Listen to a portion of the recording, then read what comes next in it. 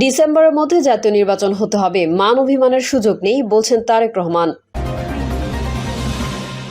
রাস্তায় নামলে ইউনূস সাহেব 24 ঘন্টাও থাকতে পারবেন না বলছেন গয়েশ্বর।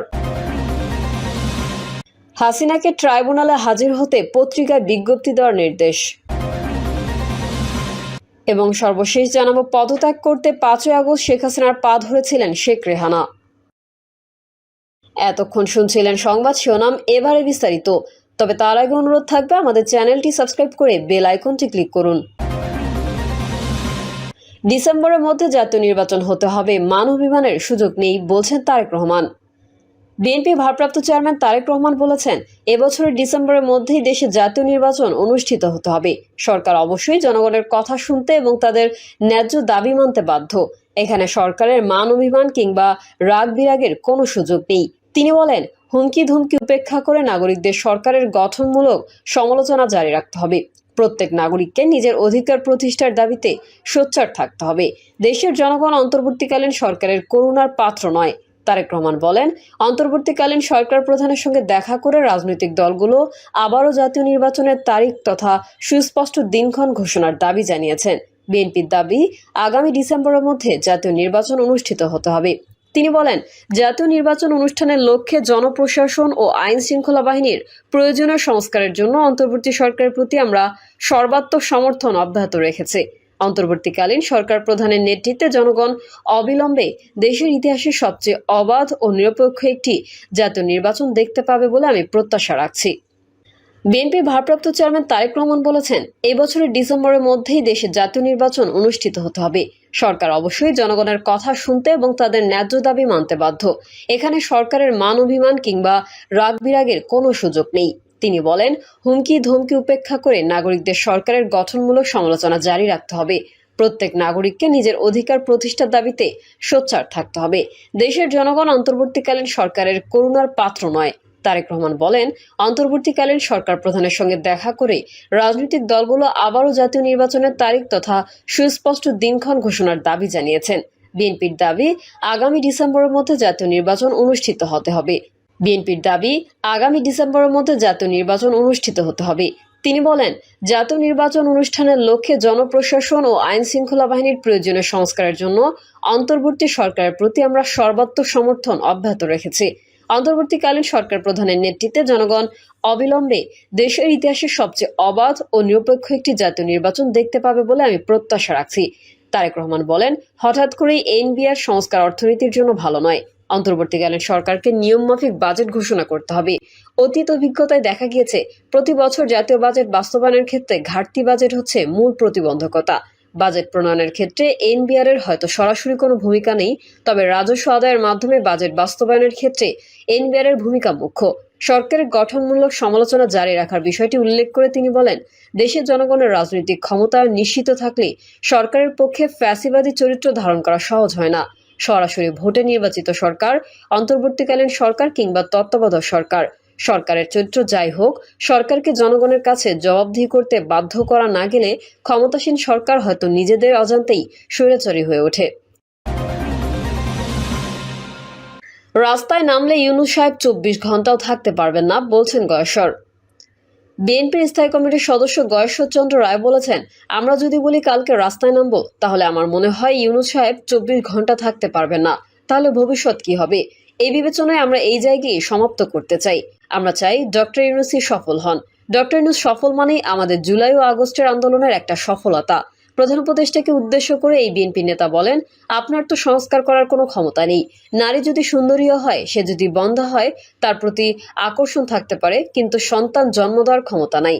তিনি অভিযোগ করেন, ক্ষমতায় থাকে মৌলবাদীদের একসঙ্গে এনেছেন প্রধান উপদেষ্টা ডক্টর মোহাম্মদ ইউনূস। এই মৌলবাদীরাই সারা বিশ্বের নানা অশান্তি তৈরি করেছে। সেই সাথে সরকার দুর্নীতিবাজদের না ধরে তাদের সাথে আঁতাত করছেন বলে অভিযোগ করেন তিনি। জুলাই আন্দোলনের নেতৃত্ব দেওয়া শিক্ষার্থীর উদ্দেশ্যে তিনি বলেন, যারা নাকি 24 জুলাই 11 দিনের আন্দোলন করে মুকুট চায়, তাদের মুকুট অনেক আগেই জাতি দিয়ে দিয়েছে, আমরাও দিয়ে দিয়েছি। হাসিনাকে ট্রাইব্যুনালে হাজির হতে পত্রিকায় বিজ্ঞপ্তি দেওয়ার নির্দেশ। ক্ষমতাচ্যুত প্রধানমন্ত্রী শেখ হাসিনার বিরুদ্ধে আদালত অবমাননার বিষয়ে ব্যাখ্যা দিতে হাজির হওয়ার জন্য ভারতীয় পত্রিকায় বিজ্ঞপ্তি প্রকাশের নির্দেশ দিয়েছেন আন্তর্জাতিক অপরাধ ট্রাইব্যুনাল। আগামী 7 দিনের মধ্যে একটি বাংলা ও একটি ইংরেজি দৈনিকে এই সংক্রান্ত বিষয়ে বিজ্ঞপ্তি প্রকাশ করতে রোববার এই নির্দেশ দেন আদালত। রোববার প্রসিকিউশন জানান, 226 জনকে হত্যার লাইসেন্স পেয়ে গেছে বক্তব্যের জন্য শেখ হাসিনা সহ দুজনকে হাজির হতে পত্রিকায় বিজ্ঞপ্তি দেওয়ার নির্দেশ দিয়েছিলেন আন্তর্জাতিক অপরাধ ট্রাইব্যুনাল। ট্রাইব্যুনালে আজ আনুষ্ঠানিক একটি অভিযোগ দাখিল করেছে প্রসিকিউশন বিভাগ। রাজধানীর চাংখারপুলে 5 আগস্ট ছাত্র জনতার অভ্যুত্থানের সময় 6 জনকে হত্যার ঘটনায় ঢাকা মহানগর পুলিশের সাবেক কমিশনার হাবিবুর রহমান হাবিব সহ 8 জনের বিরুদ্ধে আন্তর্জাতিক অপরাধ ট্রাইব্যুনালে আনুষ্ঠানিক অভিযোগ দাখিল করা হয়েছে। এর মধ্যে দিয়ে জুলাই বিপ্লবের প্রথম মামলার আনুষ্ঠানিক বিচার প্রক্রিয়া শুরু হলো। গত 21 এপ্রিল এই মামলার তদন্ত শেষ হয়। প্রসিকিউটর গাজী এম.এইচ. তামিম জানান, ট্রাইব্যুনাল আনুষ্ঠানিক অভিযোগ আমলে নিলেই বিচারের পরবর্তী ধাপ শুরু হবে। 8 জন আসামির মধ্যে inspector Arshad, constable Mohammad Sujan, constable Imaj Hossain Imon ও কনস্টেবল নাসিরুল ইসলাম কারাগারে রয়েছেন। এছাড়া সাবেক ডিএমপি কমিশনার হাবিবুর রহমান, ডিএমপির সাবেক যুগ্ম কমিশনার সুদীপ কুমার চক্রবর্তী, রমনা জোনের সাবেক এডিসি সহ শাহ আলম, মোহাম্মদ আক্তারুল ইসলাম ও এসি মোহাম্মদ ইমরুল পলাতক রয়েছেন। পদত্যাগ করতে 5 আগস্ট শেখ হাসিনার পা ধরেছিলেন শেখ রেহানা। ছাত্র জনতার গণ অভ্যুত্থানে গত 5 আগস্ট প্রধানমন্ত্রীর পদ থেকে পদত্যাগ করে দেশ ছেড়ে ভারতে পালিয়ে যান শেখ হাসিনা। তবে পদত্যাগের আগে শক্ত হাতে ছাত্র আন্দোলনকে দমাতে চেয়েছিলেন। সবকিছু নিয়ন্ত্রণের বাইরে চলে গেলেও তিনি ক্ষমতার মসনদ ছাড়তে চাচ্ছিলেন না। এক পর্যায়ে পদত্যাগ করতে 5 আগস্ট গণভবনে শেখ হাসিনার পা ধরেছিলেন শেখ রেহানা। রোববার আন্তর্জাতিক অপরাধ ট্রাইব্যুনালে এক তদন্ত প্রতিবেদনে এই তথ্য তুলে ধরেছেন চিফ প্রসিকিউটর তাজুল ইসলাম। ট্রাইব্যুনালের বিচারকদের সামনে লিখিতভাবে এই তথ্য পড়ে শোনান তিনি। চিফ প্রসিকিউটর বলেন, সে সময়ে অতিরিক্ত বল প্রয়োগ এবং আরও রক্তপাতের মাধ্যমে ক্ষমতা ধরে রাখতে চেয়েছিলেন শেখ হাসিনা। দেশ ছাড়ার আগে সোমবার সকাল 10:30 থেকে প্রায় 1 ঘন্টায় রাষ্ট্রীয় বাহিনীর বিভিন্ন শীর্ষ কর্মকর্তাদের চাপ দিয়েছিলেন তিনি। তবে পরিস্থিতি যে একেবারেই নিয়ন্ত্রণের বাইরে সেটা তিনি কিছুতেই মানতে চাচ্ছিলেন না। পরে পরিবারের সদস্যরা সহ বোঝানোর পর পদত্যাগে রাজি হন তিনি। এরপর দ্রুততম সময়ে পদত্যাগ করে সামরিক হেলিকপ্টারে গোপনে বোন শেখ রেহানাকে সঙ্গে নিয়ে দেশ ছাড়েন শেখ হাসিনা। দলীয় অস্ত্রধারী কর্মীদের নামিয়ে 3রা আগস্ট দিনভর সারা দেশে ব্যাপক সংঘাত ও প্রাণহানি ঘটানোর পরেও ছাত্র জনতার আন্দোলন সামাল দিতে পারেনি শেখ হাসিনা। যদিও পরিস্থিতি উপলব্ধি করতে পেরে 3রা আগস্ট রাতে শেখ হাসিনাকে আর একজন উপদেষ্টা সহ কয়েকজন নেতা বোঝানোর চেষ্টা করেন। তারা সেনাবাহিনীর কাছে ক্ষমতা হস্তান্তরের পরামর্শ দেন বলে জানা গেছে। তবে তিনি তা মানতে চাননি, বরং 4 আগস্ট থেকে কারফিউ আরও কড়াকড়ি করতে বলেন। ভোর থেকে কারফিউ কড়াকড়ি করার উদ্যোগ নেওয়া হলো। সকাল 9টার পর থেকে বিভিন্ন স্থানে আন্দোলনকারীরা কারফিউ ভেঙে নামতে শুরু করেন। 10টা নাগাদ ঢাকার বিভিন্ন স্থানে জমায়েত বড় হতে থাকে। এ সময় চিফ প্রসিকিউটর ট্রাইব্যুনালকে বলেন, ওয়াইদুল কাদের, সালমান এফ রহমান, আনিসুল হক, আসাদুজ্জামান খান কামাল তাকে পদত্যাগ করতে না করেছিলেন। 5 আগস্ট সকাল 10:30টার দিকে 3 বাহিনীর প্রধান ও পুলিশের মহাপরিদর্শককে প্রধানমন্ত্রীর বাসভবন গণভবনে ডাকা হয়। নিরাপত্তা বাহিনী কেন পরিস্থিতি সামাল দিতে পারছে না সেটার জন্য ক্ষোভ প্রকাশ করেন। আন্দোলনকারীরা আইন শৃঙ্খলা রক্ষাকারী বাহিনীর সাজোয়া যানে উঠে লাল রং দিয়ে দিচ্ছেন, সামরিক যানে পর্যন্ত উঠে পড়ছেন।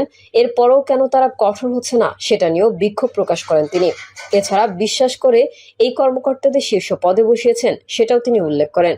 এক পর্যায়ে শেখ হাসিনা আইজিপিকে দেখিয়ে বলেন, তারা তো ভালো করছে। তখন আইজিপি জানান, পরিস্থিতি যেই পর্যায়ে গেছে তাতে পুলিশের পক্ষেও আর বেশি সময় এরকম কঠোর অবস্থান ধরে রাখা সম্ভব নয়। ওই সময় শীর্ষ কর্মকর্তাদের পক্ষ থেকে বোঝানোর চেষ্টা করা হয়, বল প্রয়োগ করে এই পরিস্থিতি সামাল দেওয়া যাবে না, কিন্তু শেখ হাসিনা সেটা মানতে চাচ্ছিলেন না। তখন কর্মকর্তারা শেখ রেহানার সঙ্গে আরেক কক্ষে আলোচনা করেন। তাকে পরিস্থিতি জানিয়ে শেখ হাসিনাকে বোঝাতে অনুরোধ করেন। শেখ রেহানা এরপর বড় বোন শেখ হাসিনার সঙ্গে আলোচনা করেন। পা জড়িয়ে ধরে শেখ হাসিনাকে পদত্যাগ করতে বলেন তিনি, কিন্তু তিনি ক্ষমতা ধরে রাখতে অনড় থাকেন। এক পর্যায়ে বিদেশে থাকা সজীব অজিত জয়ের সঙ্গে ফোনে কথা বলেন একজন শীর্ষ কর্মকর্তা। এরপর জয় তার মায়ের সঙ্গে কথা বলেন, রাজি হয়ে যান পদত্যাগে।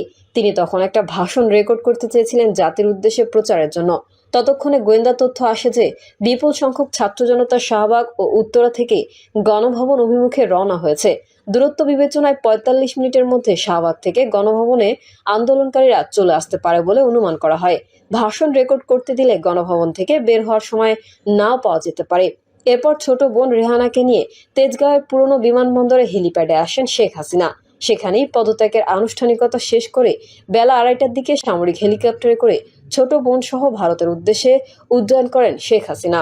ইন্ডিয়া টুডের এক খবরে বলা হয়, শেখ হাসিনা নয়াদিল্লির কাছের গাজিয়াবাদে ভারতীয় সেনাবাহিনীর হিন্দন বিমান ঘাঁটিতে দেশটির স্থানীয় সময় 5টা 36 অবতরণ করেন।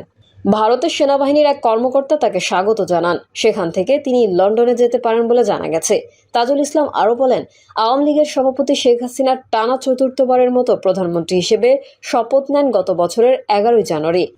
এর আগে 1996 সালের 7ম জাতীয় সংসদ নির্বাচনের মাধ্যমে তিনি প্রধানমন্ত্রী হিসেবে দায়িত্ব পালন করেন। 2001 সালের নির্বাচনে ভোটে বিএনপি জয়ী হলেও আওয়ামী লীগ বিরোধী দলে যান, যখন সংসদের বিরোধী দলীয় নেত্রী হন শেখ হাসিনা। প্রিয় দর্শক, এই ছিল এখনকার সর্বশেষ সংবাদ।